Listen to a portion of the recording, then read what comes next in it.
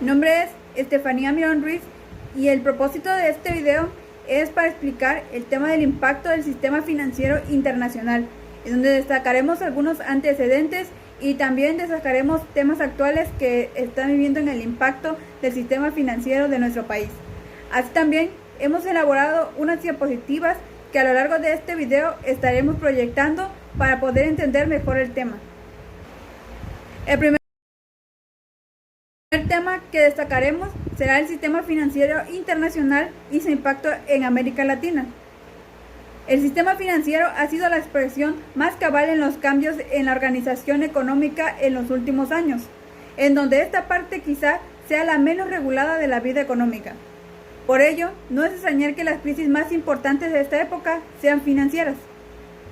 El tema que tenemos aquí presente es el impacto del sistema financiero internacional sobre América Latina. Obligatoriamente hay que hablar de esta deuda externa. Se hace necesario distinguir entre la deuda acumulada y la nueva deuda. La deuda acumulada, si alcanza montos excesivos, dificulta el funcionamiento de la economía, pues su servicio distrae recursos que pudiera usarse para fines más productivos. Además, un endeudamiento acumulado de alto dificulta y hace más caro o impide el acceso de nuevos créditos que necesita para esta economía. Lo peor es que los mundos posibles es cuando la deuda acumulada es de tal magnitud que la nueva se contrae y solo puede servir para pagar la vieja deuda. Tenemos la evolución del financiamiento externo de América Latina y el Caribe. En esta se muestran distintas etapas a lo largo de toda su evolución. Desde 1950 hasta 1973, el movimiento neto de capitales extranjeros fue escaso. Desde 1974 creció aceleradamente hasta 1981, sobre la base de créditos de la banca internacional. Y hablamos de 1982 hasta 1990, donde se interrumpió el flujo voluntario de capitales. Así, la década de 1980 fue una pérdida, con una fuerte transferencia de ingresos hacia los países desarrollados. Por último, a partir de 1990 existió un importante aumento de los flujos anuales de capitales, que pasaron de casi de los 22 millones de dólares en 1990 a 116,000 millones de dólares en 1997, dando esto consecuencia de que en 1998 se produjera una gran disminución. Al tiempo de que los países de la región se fueron desarrollando, aumentaron todas sus necesidades de financiamiento. Después de la Segunda Guerra Mundial, buena parte del financiamiento lo proveían los mecanismos multilaterales creados de esta, como el Fondo Monetario Internacional, el Banco Mundial o el Banco Interamericano de Desarrollo, o también podía ser a través de las agencias de financiamiento las exportaciones de todos estos países desarrollados. A medida que escasearon los fondos externos, se hizo necesario apelar a otras fuentes financieras. En esta circunstancia, comenzó a cobrar cada vez mayor importancia el acceso a los mercados privados de capital del país de desarrollo, incluyendo a los de América Latina. Hablamos del punto de inflexión entre el predominio del financiamiento público al predominio del financiamiento privado. Probablemente pueda situarse en la crisis petrolera de 1974. Inmensas cantidades de recursos pasaron de manos de países exportadores de petróleo que no tenían suficiente capacidad de absorción para invertirlos en sus economías domésticas, y estas terminaron depositados en bancos internacionales que se encontraron con depósitos multimillonarios que estaban en la obligación de colocar para evitar pérdidas y cumplir con su función de intermediación. Para los países en desarrollo con posibilidades de acceso a los mercados financieros internacionales, se les abría un mundo en el cual podían obtener recursos sin los condicionamientos políticos tradicionales de las agencias financieras públicas, mientras que para los bancos privados se abría un nuevo universo de clientes de grandes posibilidades y pocos riesgos. El siguiente punto es el aumento de las tasas de intereses norteamericanas. Este fue realizado por razones ajenas al problema de la deuda latinoamericana. Condujo, entre otras razones, que un nivel de endeudamiento que por sí fue exagerado y que se hiciera insoportable. Esto a su vez llevó a que el gobierno de México anunciara que en agosto de 1982 no estaba en condiciones de honrar sus obligaciones, con lo que se inició formalmente la crisis de la deuda del país. Otro aumento de las tasas de intereses en los Estados Unidos fue durante 1984 y la recesión que vivió por esos años de la economía norteamericana llevaron a otros países de la región al borde de la bancarrota. Otro aumento de las tasas de interés en los Estados Unidos fue durante 1984, durante la recesión que se vivió por esos años. La economía norteamericana llevaba a otros países de la región al borde de la bancarrota. Tenemos el aumento explosivo y el endeudamiento y la consecuente crisis de la deuda de los 80 años que fueron una consecuencia casi directa de la desregularización y la globalización. Ahora hablaremos sobre el punto de la crisis de la deuda, acompañada de un largo proceso de negociaciones y renegociaciones que muestra cómo ni la llamada comunidad internacional ni los países deudores estaban preparados para ella, como también se muestran las inmensas diferencias de poder de negociación entre prestamistas y prestatarios.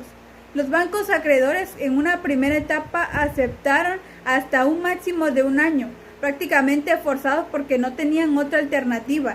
Esto agravaba altamente la situación de los países deudores y obligaba a adoptar medidas de ajustes radicales. El refinanciamiento solo era posible si se contaba con un acuerdo del préstamo del Fondo Monetario Internacional, lo que obligaba a los países a seguir un curso predeterminado de políticas y aseguraba una cierta disponibilidad de fondos para el servicio de esta deuda.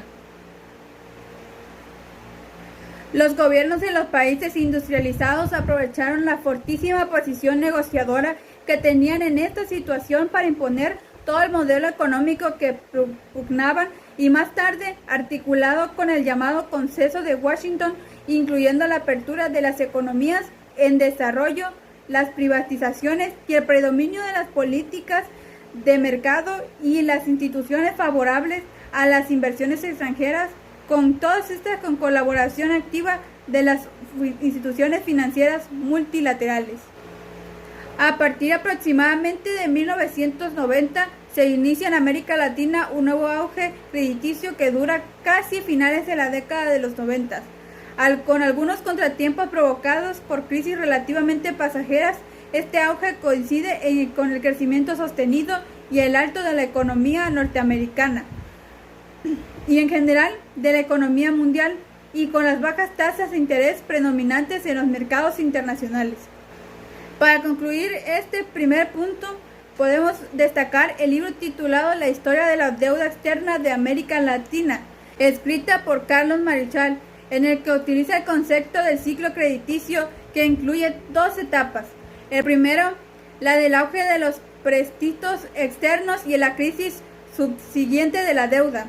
El segundo, la que habla sobre la crisis financiera normalmente vinculada a la inestabilidad que se repite históricamente y no circunstancial, sino que resulta de una interacción entre los ciclos económicos de las naciones capitalistas más avanzadas y los procesos de cambio económico en América Latina. El Banco Mundial señala que como causas de la menor afluencia de capitales al lento crecimiento del Producto Global y del comercio internacional, se da el retroceso en la calificación de deudores soberanos y corporativos, que restringe el acceso de crédito a la percepción de mayores riesgos. Ahora pasaremos al siguiente, que es el sistema financiero mundial, que peligra ante una posible recuperación económica desigual. Este artículo que vamos a mencionar ahorita habla sobre la actual crisis económica que se vivió durante la pandemia. Bueno, el artículo menciona que el Fondo Monetario Internacional alertaba que los flujos de capital que comenzaron a retomar a los mercados emergentes desde el noviembre del año pasado pueden retirarse de forma intempestiva si la distribución de las vacunas en el mundo se mantiene desigual. En la actualización del Global Financial Stability Report divulgado este miércoles, dijeron que se podrían presentar una eventual salida de capitales de mercados emergentes si los bancos centrales de las economías avanzadas comienzan a retirar los estímulos que inundaron de liquidez al mercado tras el choque por la pandemia del COVID-19. En el documento, los especialistas del Fondo Monetario Internacional precisaron que una corrección de los precios de los activos emergentes podría estar guiada por un cambio en las perspectivas de crecimiento o si perciben vulnerabilidades domésticas. En un escenario como el planteado, podría presentarse una revaluación inmediata por efectos indirectos sobre la confianza y pondría en peligro la estabilidad macrofinanciera. El apetito de los inversionistas regresó de la mano de las noticias por las vacunas listas para comenzar a distribuirse, tal y como habían identificado las estrategias del Instituto de Finanzas Internacionales y el propio Banco de los Pagos Internacionales. Las vacunas para la recuperación. Consignaron que es altamente probable que las economías avanzadas puedan completar una amplia cobertura de la población vacunada, mucho antes que las emergentes, lo que ampliaría la desigualdad entre países y retrasará la recuperación de la economía mundial.